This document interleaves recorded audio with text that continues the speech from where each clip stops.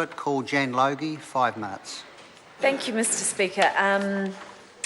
It's with some pleasure, I think, though it is quite late and my brain is a little foggy, and I do need to say to the people of Auckland to whom this bill is important, I apologise if I'm not at my sharpest right at this moment, but this is another consequence of urgency, is that I know I should toughen up,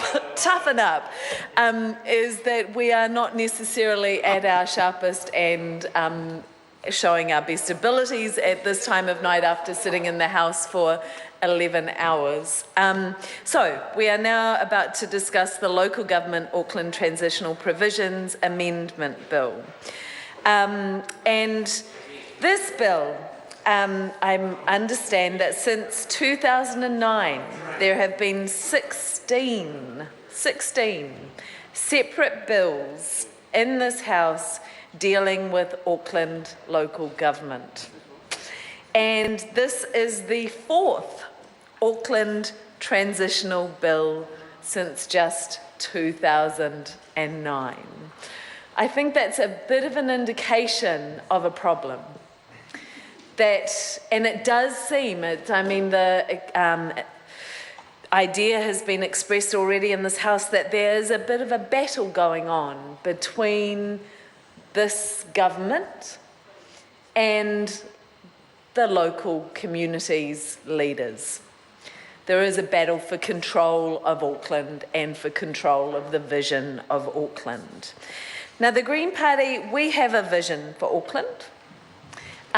We have a vision for a vibrant, connected, compact city with medium high density housing along public transport lines, where people know their neighbours, where they have the resources to be able to feed themselves, and the air is fresh and the school is close and it's safe to get there, and the people know their local leaders and that they can talk to them and tell them what they want for their local community.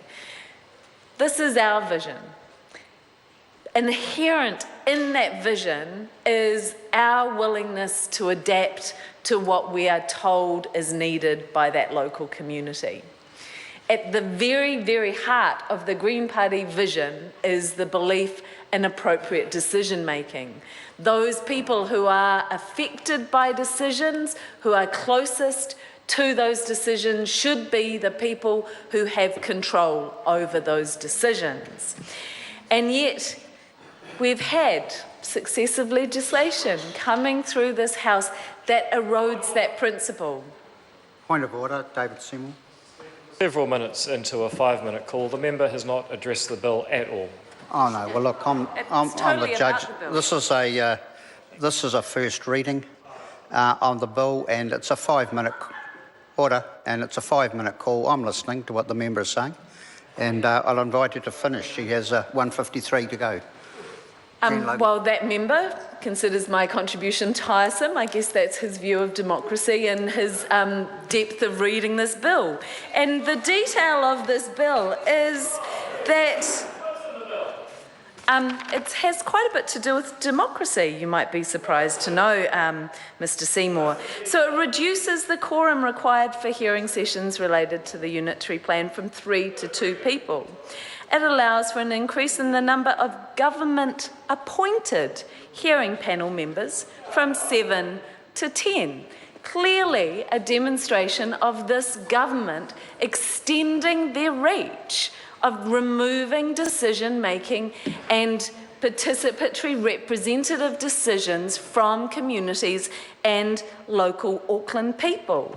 And it enables the panel to report back in stages, which is something we probably wouldn't have a problem with. And for the hearing panels to hold concurrent sessions with a stand-in chairperson. Again, something that we probably wouldn't have a problem with. It's about speeding up the process, but in a way that would ensure people's voices can be heard. But the core principle here is around democracy and who has control over the vision of Auckland.